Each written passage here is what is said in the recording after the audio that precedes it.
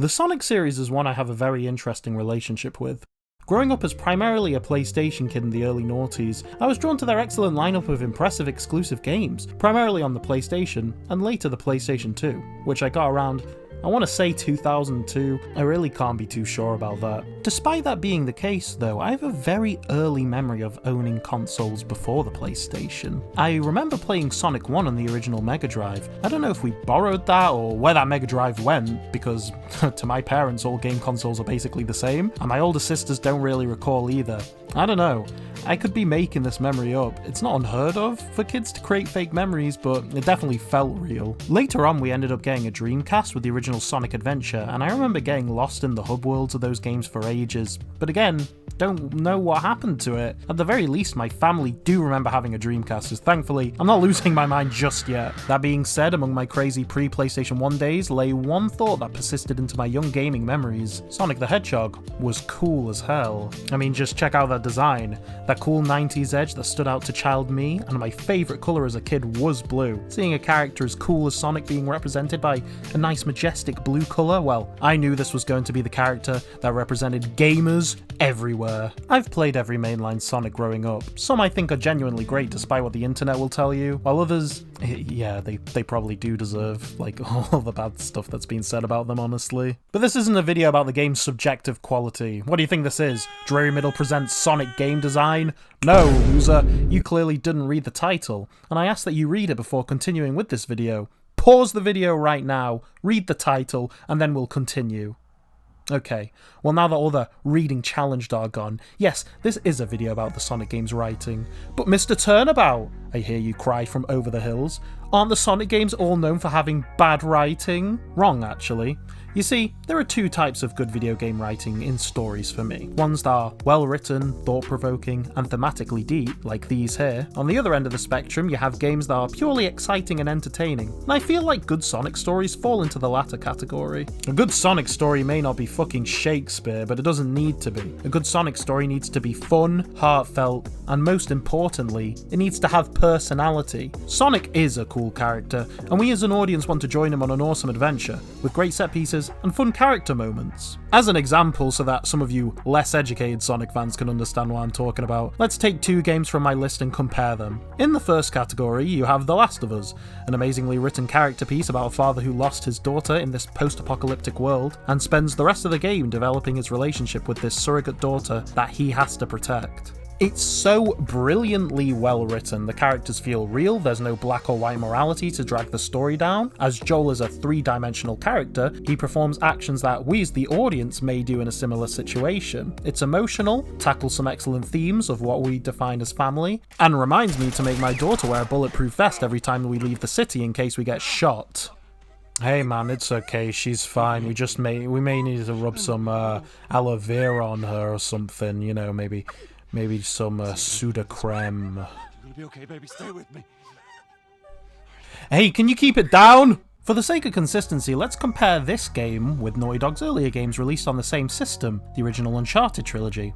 Now, the character writing and the dialogue in these games are excellent, but at the end of the day, with the exception of the fourth game, these games don't try to be anything more than what they are. A homage to classic adventure movies, the same kind that inspired Indiana Jones, which may as well have been an inspiration for the Uncharted games too. And you know what? I love Indiana Jones. There's room for both types of stories here, and I don't get why we can only enjoy one type of story. What Uncharted lacks in thematic depth, it makes up for in spectacle and trying to make you have a good time. It doesn't make the game shallow like a lot of the Marvel movies, because the game's characters are so likeable and clearly written with heart behind them. So do you see what I'm getting at here? You can enjoy two types of stories here. You can enjoy the ones that are deep and intricately written, and you can enjoy the ones that are trying to make you have a good time. And if you don't understand what I'm getting at, you're fucking stupid. What can I say? Moving on. Now that you're all caught up, let's go back to the blue rodent. Oh, wait a second. Hold on. Hedgehogs aren't rodents? Alright then, what are they? Okay. What? How do you even pronounce that? What the fuck? But Mr. Turnabout, didn't you just define the Sonic games as being entertaining? What's the problem? Surely then all Sonic games would fall under that category. Well, you may have been right around 12 years ago, but unfortunately we're about to discuss a writing issue that's been hanging over this series for a long time now.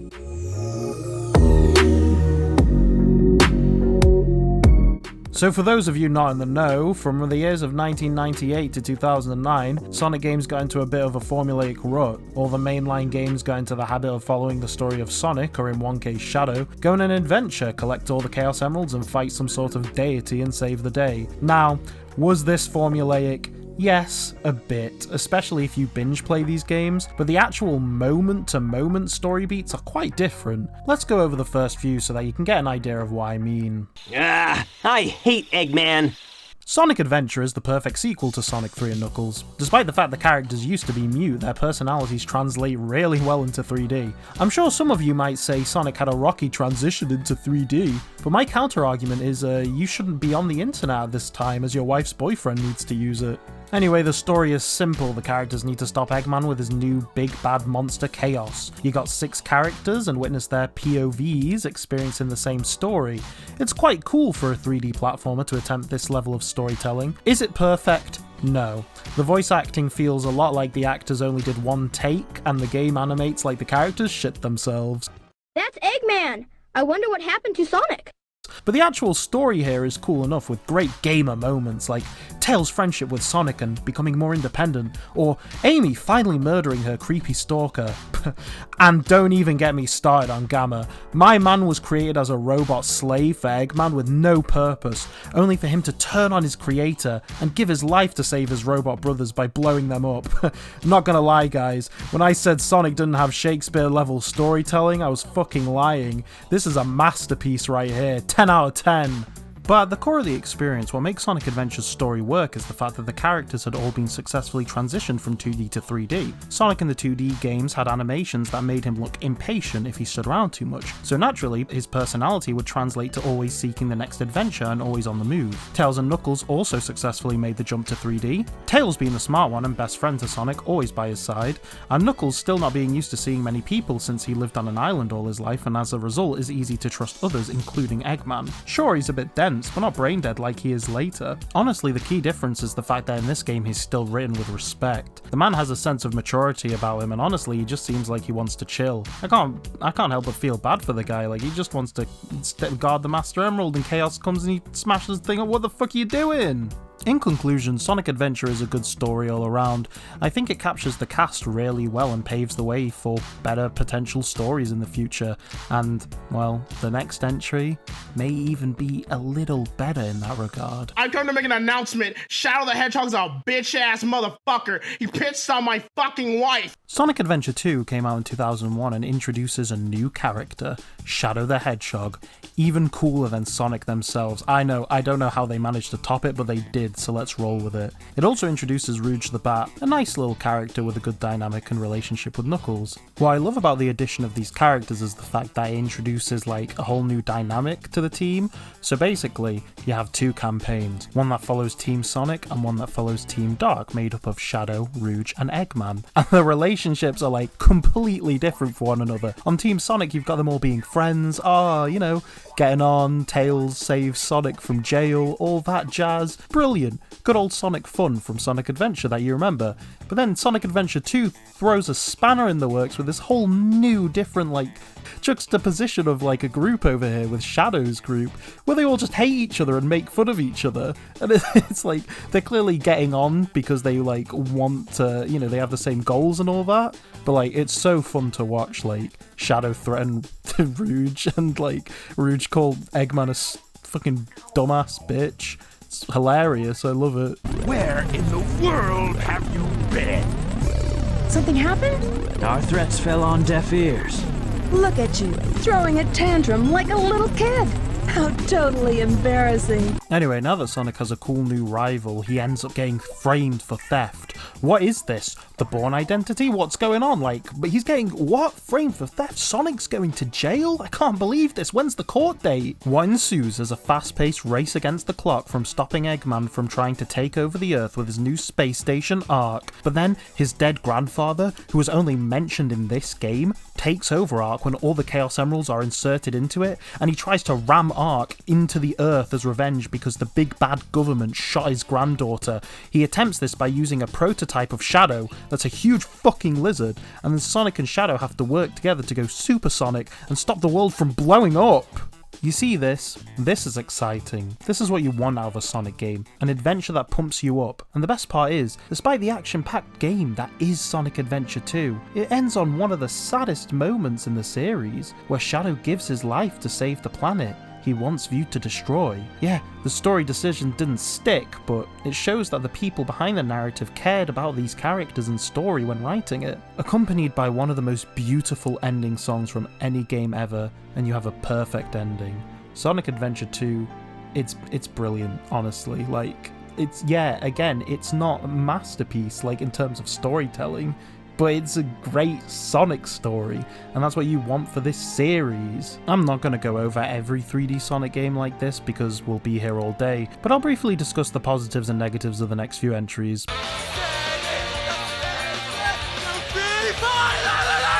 Sonic Heroes has some cringe writing, even by Sonic standards, but the character dynamics are still great, and Mel Sonic's motivation in this game is weirdly unique by Sonic standards, definitely the most interesting he's ever been in a game. Because we're Sonic Heroes.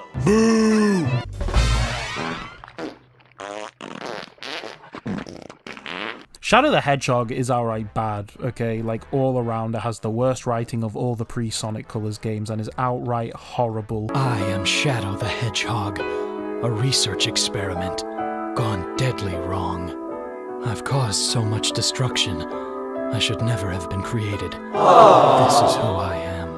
Hey, don't go there! Yet, things may not be what they seem. You could be.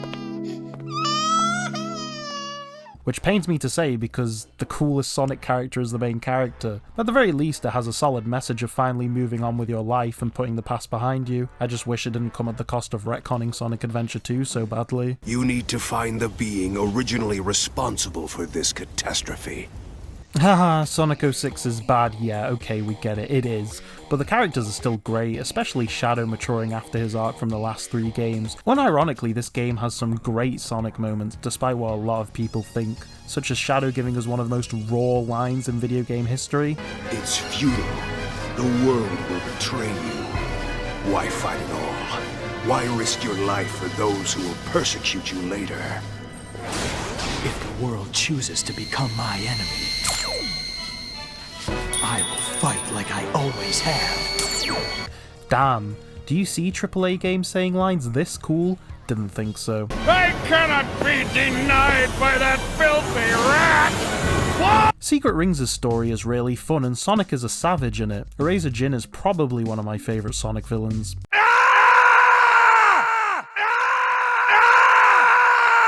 Sonic Unleashed has a crazy charming story and honestly the game can be really based at points. The conclusion of this game is fucking insane. The last level is this over 45-minute really challenging level and then you fight Eggman while falling to the centre of the earth before fighting Dark Gaia while the earth is crumbling around you. They didn't need to go as hard as they did on it. Shut up, you stupid bitch! Hi-ya! Sonic and the Black Knight has another fun story where Sonic is being the coolest guy in the room and a pretty adult take on the fear of death. Honestly, kinda cool. I've played games for adults with more bland and boring stories than any of these, so if you want to criticize these for being childish but you defend these game stories, I'm gonna criticize you for being a boring bastard. So what is it about the mainline Sonic games from Sonic Colors onwards that missed the mark when these games' stories did a lot better? Well, for one, they turned it into a parody of itself.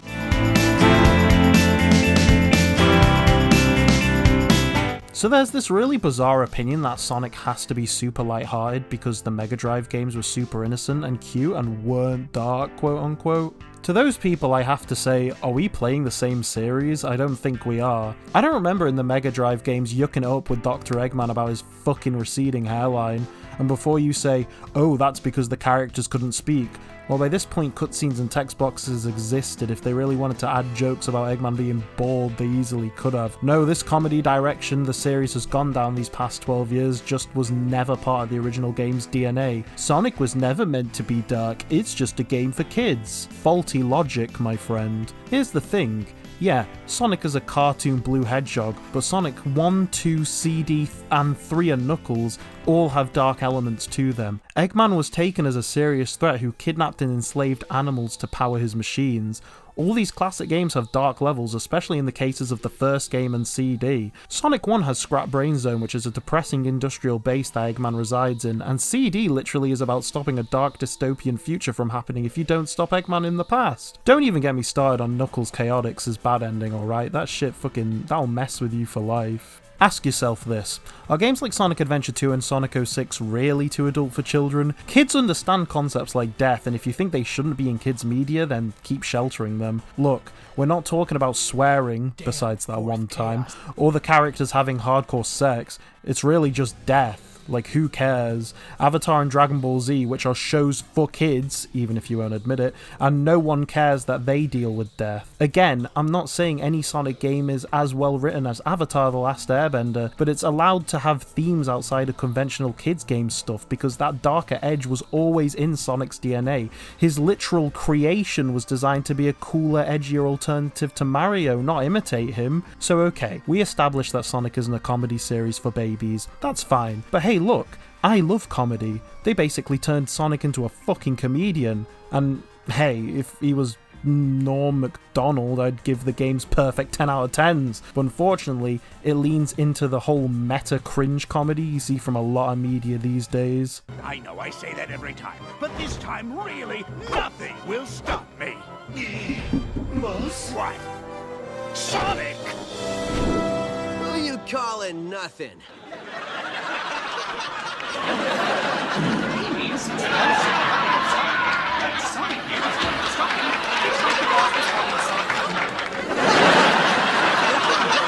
All those who think Eggman is a total bonehead raise their hands.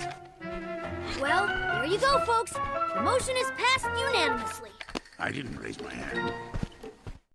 Damn, can you believe there's people who find this stuff funny? He loves to hear his own lips flap, but I gotta hand it to the Eggster. This place is epic. Oh! Every other brother is gonna want to come here. But now I'm not sure what the fuck. Now, children, I would understand. I mean, when I was 13, I didn't really find Sonic Colors particularly funny. But you know, I like the older Sonic stories, so what do I know?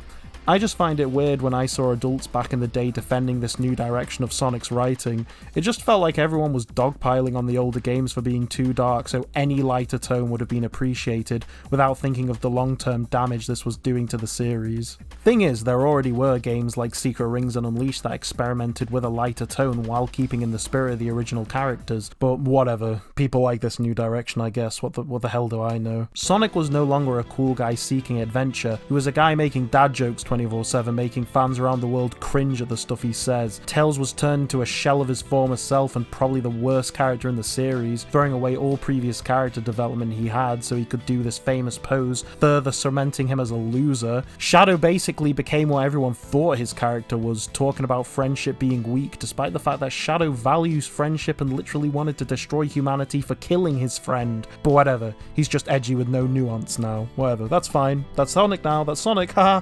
Knuckles became brain dead and Eggman isn't allowed to be competent anymore. He's just stupid now, okay?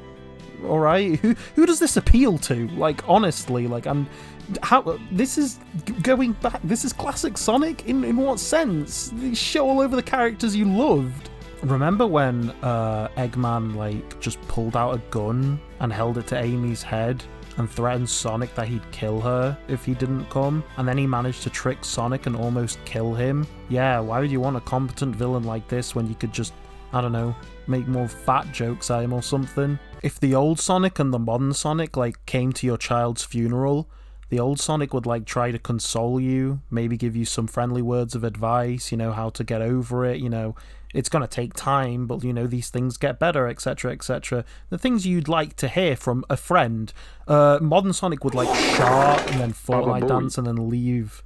As a fan of these characters, it hurts to see them flanderize like this. Is this really what audiences wanted? Well, no actually. The Sonic series is still seen as a joke that everyone can shit on, partly because the games of the past decade have sucked, but also because the series itself is now in on the joke of how bad it is. There's no pride with this series anymore. Say what you want about those old games, but there was heart and soul put into them. There was confidence and pride put behind those products, regardless of how terrible they ended up being. They made an entire game dedicated to concluding a character's story arc purely because he was popular with the fandom. The fans love these characters, but the writers of these new games games don't think you do, because they've been trying to cut out these characters since Colors, and the ones that do show up are basically dedicated to cameos that will have no impact on you. The most recent Sonic game is Sonic Forces, which attempts to go for a darker tone, but you end up just laughing at how pathetic it is because the games have no stakes. The games are all like, ooh, Sonic has been tortured for a year. Then you see the guy and he's back to joking with the bad guys. Haha, whoa, oh man, Sonic, you're killing me. No, seriously, you are. Stop. Okay, but seriously, this moment is pretty rad. Wish we had more of an unhinged Sonic that beat people with his fists the entire game. Now that's the hip new direction the series needs. The Sonic the Hedgehog series is one that's faced with a lot of criticism, and for good reason in a lot of cases. But putting someone down because they're passionate about a series you deem too childish is toxic behaviour, and no one really wants to hear that. You don't have to like it. You might think everything I said sounds stupid, and that's fine. It's your opinion, but you're allowed yours and I'm allowed mine. Just don't let me catch you in the streets, because I may or may not hold you upside down and shake you around for lunch money. So is this how we end the video? Is there no hope for this series going forward? Well, actually, there is. A man called Ian Flynn. So I suppose the planets have aligned and the prayers of Sonic fans have been answered. Guess SEGA have finally got their heads out of their arses by listening to the fans, by allowing them to actually have a decent head writer in the upcoming Sonic game, Sonic Frontiers. Ian Flynn has written for both the Archie Sonic comic and the currently running IDW comic, and he has been widely praised by fans for knowing these characters and knowing how to balance tone in a scene so that the characters aren't telling unfunny jokes every 5 seconds. And hey, as someone who has read a lot of the Archie stuff he penned as well as the current IDW run, I agree with the masses. The guy knows his stuff, so you can tell how delighted I was to hear that he would be writing the next game. Now as of writing, we have no idea how good the new Sonic game is going to be. I'm worried since it's been almost a year and we haven't seen much of it, but if it's great, feel free to comment best game since Mania or something. But at the very least we have someone who knows the series instead of hiring people who know jack and shit about the series, which was dumb, and I just don't know why you do that unless you're trying to shoot yourself in the foot. Don't know why you do that. Seems like a really stupid business decision. After all the bad shit I've said about this franchise this last decade, regardless of what the quality of the story of this next game will be, at least I can rest easy thinking at least it won't be as bad as the last few ones. Thank you very much for watching. This was my first scripted video and I plan to do more. This is a subject I wanted to talk about for a bit and the upcoming Sonic game really motivated me to make it. I hope you enjoyed it and please let me know down below what you thought of it. Don't be shy, feel free to subscribe and do all the stuff the algorithm likes. We would really appreciate it.